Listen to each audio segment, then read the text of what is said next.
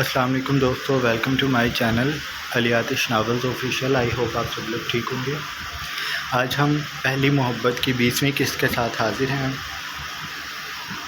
Video की शुरुआत से पहले आप सब चैनल को सब्सक्राइब कर लें, बेल आइकन के बटन को भी प्रेस कर लें ताकि नए आने वाली वीडियोस आपको मिलते रहें। अब चलते हैं आज की किस्त की तरफ। अगले रोज़ नाश्ते की टेबल पे शाहवीर की मुलाकात अपने डैड से हुई थी। वो खामोशी से नाश्ता कर रहे थे। उन्होंने वीर को आते देखा तो एक पल के लिए रुक गए। उसकी कुर्सी घसीट कर बैठ जाने पे इसरार साहब ने कहा, तुमने रिजवी को टर्मिनेट कर दिया? शाहवीर जानता था उसके डैड ये लाजमी पूछेंगे। शाहवीर ने शाने उचकाया, जी। उसके काम में बहुत बेईमानी शामिल थी। आपको रिपोर्ट्स भेज दूँगा। इसरार साहब ने सरनामे हिलाया। मैं बस पूछ रहा था, सबूत नहीं मांग रहा था। वीर ने टोस्ट उठा लिया था। वो उस पर मक्खन लगा रहा था। उसकी मम्मी सो रही थी।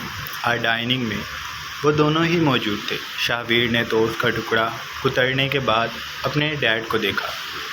मेरा जाना ज़रूरी है डैड। इसरार साहब जो चाय की आखिरी घूंट पी रहे थे, उन्होंने कप रख कर उसकी बात पे उसे ताज्जुब से देखा। तुम जानते हो वीर, वो प्रोजेक्ट हमारे लिए कितना ज़रूरी है। एक अरसे से हम उस पर मेहनत कर रहे हैं। अब जाकर हमें मौका मिला है कि हम अपना आप मनवा सकें, और तुम फिर भी पूछ रहे हो। उनके लहजे में वाज़े इस सवाल के लिए नापसंदीदगी थी। शाहवीर ने गहरा सांस लिया। Okay dad. वीर ने हार मान ली थी। मैंने सारा इंतज़ाम कर दिया है। तुम्हें अमेरिका में कोई भी मसला नहीं होगा, और वैसे भी तुम पहली बार तो जा नहीं रहे। पता नहीं फिर भी क्यों मैं जब भी तुम्हें दूर भेजता हूँ तो मेरे अंदर का टिपिकल बाप सर उठाने लगता है और मैं तुम्हें समझाने बैठ जाता हूँ। इसरार साहब कुर्सी से सर झटक कर खड़े हो गए थे। वीर उनकी बात पे खिलखिलाकर हंस दिया।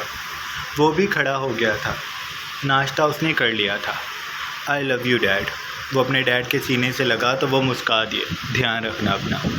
शाहवीर सर को खम देकर उनके साथ ही बाहर की जानिब बढ़ गया था। उसकी फ़्लाइट आज शाम की थी। इससे पहले उसने एक दो काम जो बहुत ज़रूरी थे वो करने थे। वो जिस वक्त ऑफिस से घर आई, पूरा सहन नीम अंधेर में डूब रहा था। वो अपने ख्यालों में गुम अंदर दाखिल हुई थी जब सामने सहन में रखी चारपाई को देखकर ईमाने ठिठक गई। भाभी चारपाई पर चित लेटी पुरसोच निगाहों से तारीक पड़ते आसमान को घूर रही थी। ईमाने ने उन्हें देखकर हैरान हुई। उसे नहीं पता था कि भाभी आज आ जाएंगी। वो धीरे से उसके पास से गुजरती सलाम करके अंदर जा रही थी जब भाभी ने चौंक कर उसे देखा और बैठ गई। कैसी हो ईमाने? ईमाने रुक गए। उसने पलट कर भाभी को देखा। मैं ठीक हूँ, आप कैसी हैं? और घर में? वो भाभी के पास बैठ गई थी क्योंकि भाभी ने उसके लिए चारपाई पे जगह बना दी थी। वो खुद सरहाने की जानिब हो गई थी। सब ठीक हैं। साकिब पे इल्ज़ाम लगा था। वो तो दोस्तों के साथ चाय पीने होटल गया था। वहाँ पुलिस आ गई और उसे बेकसूर मारा पीटा। अब जब सच सामने आया तो उन्होंने खुद ही उसे छोड़ दिया। ईमाने उनको देखने लगी थी। उसे समझ न आई कि इस बात पे वो क्या तासुर दे। वो धीरे से ज़बरदस्ती सा मुस्काई। अच्छी बात है। वो उठकर जाने लगी। भाभी ने उसका हाथ पकड़ लिया। कहाँ जा रही हो? हैं? भाभी की ये अपनायत उसे हस्म ना हो रही थी। उसने थूक निकला। सर दर्द हो रहा था। सोच रही हूँ लेट जाऊँ थोड़ी देर। भाभी ने नफ़ी में गर्दन हिलाई।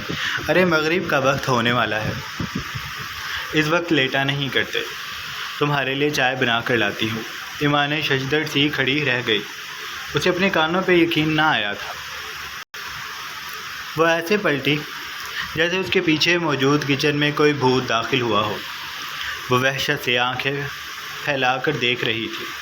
भाभी पैन में पानी डालकर चूल्हे को जला रही थी। ईमाने भागकर अंदर कमरे में दाखिल हुई। अम्मा। उसने चादर उतार कर एक तरफ रखी। अम्मा चारपाई पे बैठी थी। उसे हवास भागता देखकर वो सीधी हुई। हाँ, क्या हुआ? भाभी मेरे लिए चाय बना रही हैं। अम्मा जो उसके अंदाज़ पे परेशान हुई थी, अब ईमाने की बात के बाद मुतमईन होकर बैठ गई थी। आज रात का खाना भी हमारा उसी ने बनाया है। तुम रात तक का सब्र कर लो। आदिल और तुम्हारे अब्बा आ जाएं, फिर इन खिदमतों के राज खुल जाएंगे। अभी बस चाय पियो। वो अम्मा के पास ही बैठ गई थी। उसे न जाने क्यों अच्छी वेव्स नहीं आ रही थी। बाहर सहन में रात गहरी हो रही थी। कमरों में जलती सफ़ेद रोशनी बाहर झांक रही थी। अंदर खामोशी छाई थी। ईमाने को अब्बा ने बाहर जाने का इशारा किया। वो धीरे से उठी और बाहर चली गई। अब आदिल की जानिब घूमे। मुझे समझ नहीं आई तुम कहना क्या चाहते हो। आदिल और अतिया जो साथ साथ बैठे थे उन्हें ताज्जुब हुआ। चले मैं दोबारा बता देता हूँ। उसने एक बार रुक कर ख़ुद को हौसला दिया। उसका दिल बुरी तरह धड़क रहा था। वो जानता था कि इसका नतीजा बहुत बुरा निकलेगा। अतिया की अम्मी ने साकिब के लिए ईमाने का हाथ मांगा है। बाहर चौखट के करीब खड़ी ईमाने की हथेलियाँ भीग गई। उसने ओट से अंदर झांक कर देखा। अब्बा और अम्मा का चेहरा बिल्कुल सपाट था। मैं अभी ईमाने की शादी नहीं करना चाहता। वो लोग अभी चाहते भी नहीं। 1-2 महीने बाद आदिल ने आगे भी कुछ कहना था, लेकिन अब्बा ने सरनामे हिलाया। मेरी बात मुकम्मल नहीं हुई। उन्होंने आदिल को सर फन से देखा।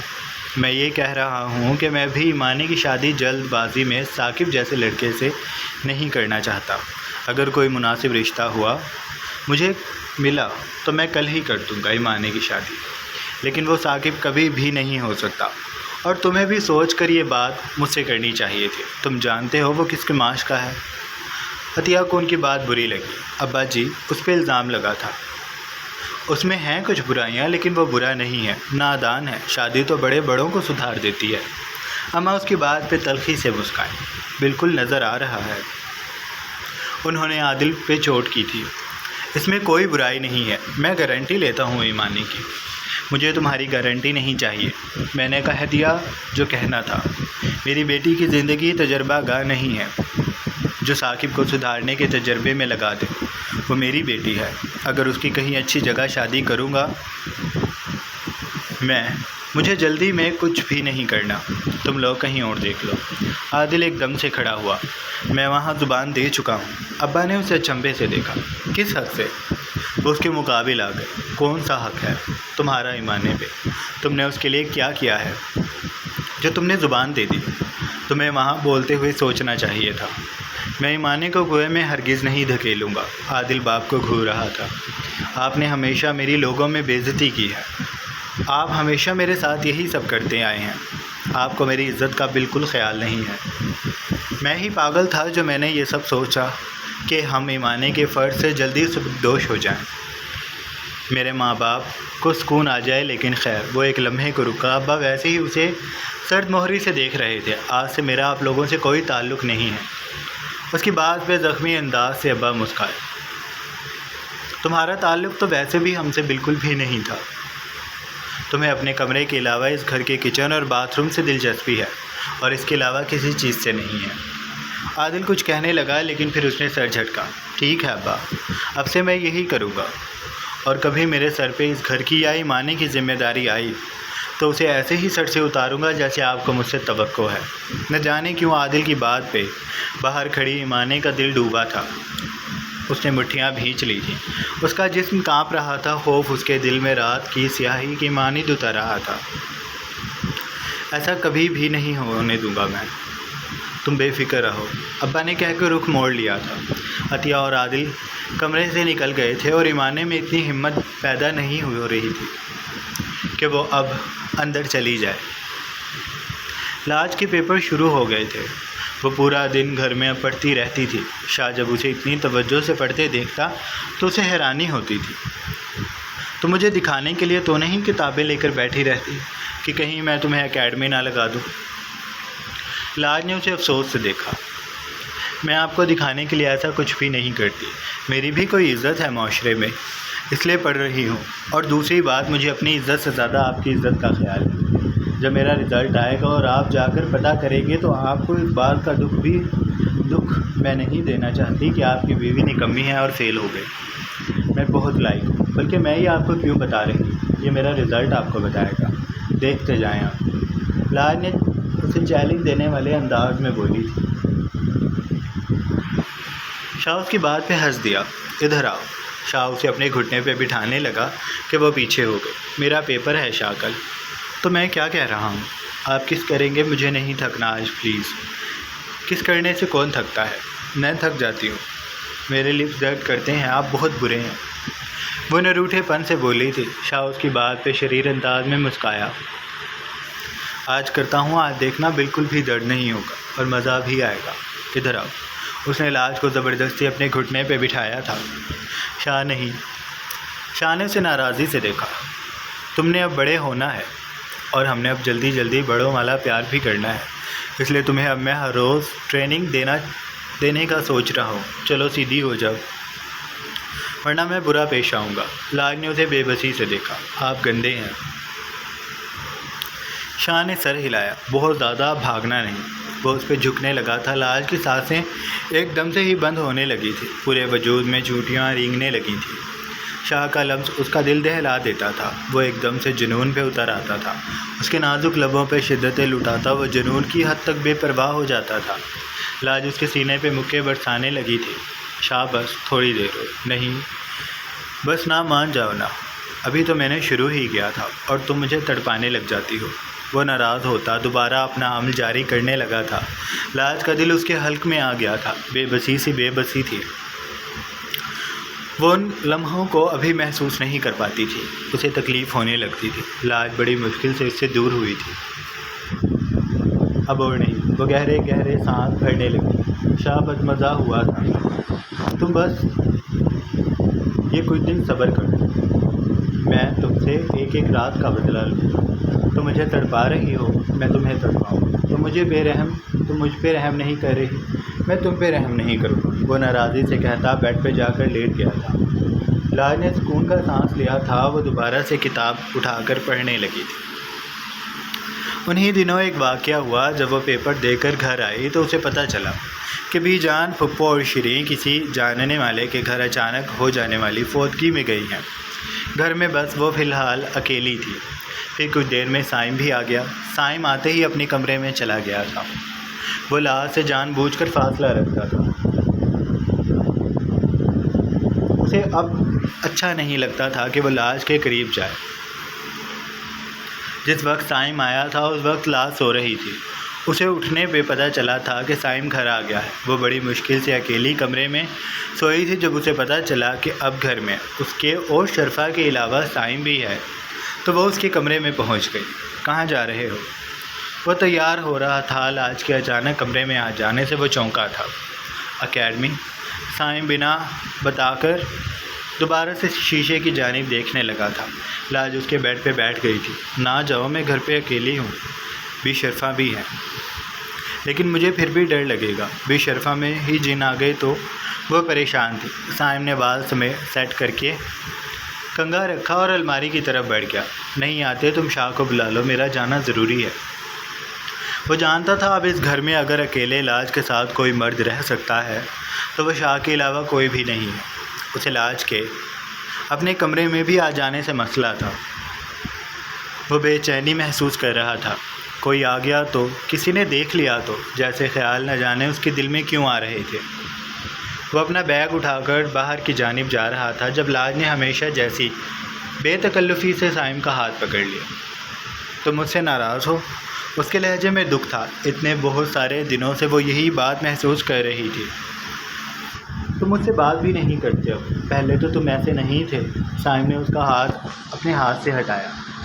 पहले मुझे नहीं पता था कि तुम किसी की बीवी हो, अब मुझे पता चल गया है, इसलिए दूर रहता हूँ। तुम भी दूर रहा करो। शाह को यकीनन तुम्हारा अब मेरे कमरे में यूँ आना जाना अच्छा नहीं लगेगा। वो ना चाहते हुए भी तल्ख हो रहा था। तुम ऐसा क्यों कह रहे हो? शाह जानते हैं कि तुम मेरे बहुत अच्छे दोस्त हो। वो कभी भी ऐसा नहीं कहेंगे। साइम ने उसकी बात पे तवज्जो ना दी। अगर वो इस घर में बड़ा ना हुआ होता तो लाज की बात पे ज़रूर गौर करता, लेकिन वो इस घर के असूल और शाह को जानता था। मैं जा रहा हूँ, मुझे देर हो रही है, वो कहकर जाने लगा कि लाज ने दोबारा उसका हाथ पकड़ लिया। तो मेरी बात तो सुनो। साइम ने उसे आजिज़ होकर देखा। वो उसे खुद से दूर कर रहा था, लेकिन लाज उसका बाजू छोड़ने पे तैयार नहीं थी। साईं मेरी बात सुनो, मुझे जाने दो। उसने लाज का हाथ झटका। तुम्हारा दिमाग ख़राब है, जाओ यहाँ से। वो गुस्से से बोला था। लाज ने उसे दुख से देखा। तुम मुझसे ऐसे बात क्यों कर रहे हो? उसका लहजा रुंध गया था। मैं इससे भी ज़्यादा बुरे तरीके से बात करूँगा। तुम अब मेरे कमरे में अब दोबारा नहीं, कभी भी नहीं आना। वो उसे दूर करता जाने लगा था कि तभी खुले दरवाजे से कोई अंदर दाखिल हुआ और उसने लाज को साइम का हाथ पकड़ते देख लिया। साइम ने जब उस शख्स को देखा तो उसका दिल दहल कर रह गया। शाह। उसके लबों ने बेआवाज़ जुम्बिश की थी। शाह ने उस पर चटती नज़र डाली और फिर उसकी आंखें सुर्ख पड़ गई। उसने लाज को खा जाने वाली निगाहों से देखा था। लाज ने अभी तक साइम का हाथ थाम रखा था। शाही अभी आई थी बस। साइम की आवाज़ में घबराहट थी। शाह ने उसे गर्दन मोड़ कर देखा। साइम बच्चे, तुम जाओ, मैंने इससे बात करनी है। साइम ने लाज का हाथ झटका और तेज़ी से कमरे से निकल गया। लाज उसे भीगी आंखों से देख रही थी। शाह, साइम मुझसे नाराज़ है, उसने रुंधी हुई आवाज़ से बताया था। शाह के अंदर कुछ जलने लगा था। क्या उसे अब लाज को ये भी समझाना था कि वो अब किसी दूसरे मर्द से इस कदर करीब नहीं होगी? वो जानता था कि साइम और लाज एक दूसरे के करीब रहते थे, उनमें बचपना था, लेकिन था अब लाज उसकी बीवी थी और एक भरपूर लड़की, जिसके करीब अब वो किसी भी मर्द को बर्दाश्त नहीं कर सकता था, चाहे फिर वो साइम ही क्यों ना हो। वो ऑफिस से इसलिए जल्दी आ गया था क्योंकि वो जानता था कि घर लाज अकेली होगी। वो डरती है इसलिए वो आ गया था, लेकिन उसे क्या पता था कि आज जब वो घर आएगा तो उसे ये देखने को मिलेगा। वो कदम कदम चलता उसके पास आया। मुझे तुम्हें इतनी ढील नहीं देनी चाहिए। तुम मेरी प्यार से बात नहीं समझ सकती और ना ही कभी खुद से कोई अकल का काम करोगी। तो मुझे मजबूर करती हो कि मैं अपने पागलपन पे उतरूं, और आज मैं तुम्हें उस पागलपन का एक छोटा सा नमूना दिखा देता हूँ। उसने एकदम से लाज का बाजू दबोचा था। उसका अंदाज़ इतना सख्त था कि लाज के बाजू में उसकी उंगलियां पेवस्त होने लगीं। शाह, वो सिसकारी, दारैन शाह। पूरा नाम लो अपने नाम के साथ। मेरा नाम मिलाकर कहो, मैं लाज दारैन शाह हूँ, दारैन शाह की बीवी, और मुझ पे बस शाह का हक़ है। इसके अलावा मैं किसी भी मर्द को छूऊंगी भी नहीं। जो गलती आज मैंने की है दोबारा कभी नहीं करूँगी। उसने एक एक लफ्ज़ को चबा चबा कर कहा था। लाज के चेहरे पे बाजू में उठने वाली तकलीफ़ उसके चेहरे पे फैल गई थी, लेकिन उसमें इतनी हिम्मत बाकी नहीं रही थी कि वो कुछ भी कह सके। शाह की आंखों में इतनी तपिश थी कि लाज का पूरा जिस्म जलने लगा। वो जब चुपचाप खड़ी रही तो शाह ने उसे बाजू से पकड़कर अपने साथ घसीटना शुरू कर दिया। वो उसे ज़बरदस्ती कमरे में ले आया था। उसने लाकर लाज को बेड पे धकेला और दरवाजे को लॉक करता वो उसकी जानिब बढ़ने लगा था। लाज बेड पे सिमट गई। शाह, बकवास बंद करो। उसने अपने कांधों से शाल उतार कर फेंकी और लाज के करीब होकर उसे अपने मुकाबिल खड़ा किया। मुझे तुम्हें पहले ही ये सब समझा देना चाहिए था कि शाह के कुछ असूल हैं। मैं तुम्हें बच्ची समझकर छोड़ता था और तुम बिल्कुल ही मेरे सर पे चढ़ गई हो। तुम साइम के कमरे में गई ही क्यों थी? वो दांत कचकचा कर बोला था। लाज थर थर काँप रही थी। मैं अकेली। इससे आगे उसे बोला ना गया। शाह ने उसे बेदर्दी से उसका बाजू पकड़ा। तुम मुझे बुला लेती। तुमने उसका हाथ क्यों पकड़ा था? वो एक एक बात का और अमल का हिसाब मांग रहा था। मैं उसे मना रही थी। वो मुझसे नाराज़ है, लाज ने हिम्मत करके कह दिया। शाह ने ज़ब्त से मुठियाँ भींच ली। बेवकूफ़ लड़की, वो तुमसे नाराज़ नहीं है। वो ये बात जानता है कि तुम अब शादीशुदा हो और तुम्हारा उसके करीब रहना ठीक नहीं है। वो तुमसे अभी भी दूर हो रहा था और तुम यहाँ आकर उसका ज़ब्त जवाब दे देता था। तुमने अब अगर किसी गैर मर्द का हाथ पकड़ने की या उसे छोड़ने की कोशिश भी की तो मैं तुम्हारी जान ले लूँगा। अपने दिमाग में ये बात बिठा लो। उसने लाज का जबड़ा दबोच कर कहा था। वो अब उसकी इस कदर सख्ती से पेश आने पे रोने लगी थी। मैं ऐसा ही करूँगी। शाह को उस पर न जाने क्यों इतनी जल्दी रहम आ जाता था। उसने लाज को छोड़ दिया था। लाज बेड पे बैठ कर रोने लगी थी। शाह सोफ़े पे जाकर बैठ गया था। अब उसे लाज का रोना बेचैन कर रहा था। चुप हो जाओ, वो गुस्से से बोला था। मुझे बाजू में दर्द हो रहा है। वो अपना बाजू पकड़कर बैठ गई थी। उसे दर हकीकत शाह के लहजे ने दर्द दिया था, लेकिन वो भी मजबूर था। लाज को उसे ढील नहीं देनी चाहिए थी। ये बात उसने आज जान ली थी।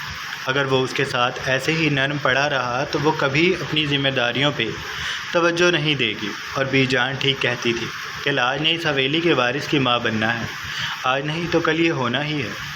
और इस वारिस की माँ और शाह की बीवी इस कदर बेवकूफ़ नहीं होनी चाहिए। इधर आओ मेरे पास। लाज अपनी जगह से ना हिले। शाह उसे सोफे से उठकर सिसकते देखता रहा। फिर वो उठकर उसके पास आया। सॉरी, वो उसके करीब बैठकर बोला था। मेरे बाजू में भी दर्द हो रहा है। शाह ने उसे उलझ कर देखा। बाजू में भी का क्या मतलब? और कहाँ दर्द हो रहा है? वो उसके पास बैठ गया था। लाज और शिद्दत से रोने लगी। बताओ मुझे, कहाँ दर्द हो रहा है? लाज को लगा उसने गलती कर दी। अब वो कैसे शाह को बताए? बताओ लाज, नहीं तो मैं दोबारा तुम पे बहुत गुस्सा करूँगा। लाज ने भीगी आंखों से उसे देखा। उसकी आंखें सुर्ख हो रही थी। आंसुओं से भरी वो आंखें तकलीफ़ की तस्वीर बनी हुई थी। मेरे पेट में दर्द हो रहा है। उसने सुर्ख पड़ते चेहरे से बड़ी मुश्किल से अपने शौहर को अपनी तकलीफ़ बता दी थी। शाह पहले तो उलझ कर उसे देखता रहा, लेकिन जब वो समझ गया तो उसे अमल पे पछतावा हुआ। वो पहले ही तकलीफ़ में थी और उसने और लाज को तकलीफ़ दी थी। शाह का दिल कुरला रहा था। लाज की हिचकियाँ बंध गई थी। उसने लाज को मजबूती से अपने सीने में भरा और उसके लबों को चूम लिया। बस, अब मैं तुम्हें और दर्द नहीं दूंगा। मेरे पास लेट जाओ। वह नरमी से उसे चूमता अपने बाजू पे लिटाकर उसके पेट पे नरमी से हाथ फेरने लगा था। लाज आहिस्ता आहिस्ता संभल रही थी। उसने शाह के सीने में चेहरा छुपा लिया था। मैं आपसे बात नहीं करूँगी अब। चुपचाप लेटी रहो। हम तुम्हारे ठीक हो जाने के बाद लड़ेंगे। तुम्हारा एक पेपर भी रहता है ना? फिर हमने बस लड़ाई ही करनी है। तुम तैयारी कर लो मुझसे सारे बदले लेने की। वो उसका मूड बेहतर करने की कोशिश कर रहा था। मैं भी आपका ऐसे ही ज़ोर से बाजू दबाऊंगी और उसे मरोड़ दूंगी। शाह ने सर हिलाया। हाँ ठीक है, मरोड़ देना। आपके गाल को भी दबाऊंगी जैसे आपने मुझे अभी किया था। ठीक है, और कुछ? आप मुझे अच्छे नहीं लगते। मैंने झूठ कहा था। आप बुरे हैं, प्यारे भी नहीं हैं, भूत जैसे हैं आप। पहले झूठ क्यों कहा था? मैं आपको ये नहीं बताऊंगी। वो उसकी चालाकी समझ गई थी। अच्छा, अब रिलैक्स करो। बाकी की लड़ाई बाद में करना। हाँ करूँगी। वो उसके सीने में घुस गई थी। शाह उसकी कमर थपक रहा था। उसकी कैफियत इस वक्त अजीब थी। उसे लाज पे इस कदर गुस्सा करके दुख भी हो रहा था, लेकिन उसे कहीं ना कहीं ये ठीक भी लगा था। लाज को समझना चाहिए कि अब वो किसी की मनकूहा है। वो किसी का भी हाथ यूँ नहीं पकड़ सकती। उसे अब सोच समझ कर कदम उठाना चाहिए था। जारी है। सो जनाब, ये थी हमारी आज की किस्त। आई होप आपको अच्छी लगी होगी। अगर आपको किस्त अच्छी लगी है तो आप चैनल को लाजमी सब्सक्राइब कर लें, बेल आइकन के बटन को भी प्रेस कर लें और अपना ढेर सारा ख्याल रखिएगा। बहुत जल्द एक नई किस्त के साथ हाजिर होंगे। अल्लाह हाफिज़।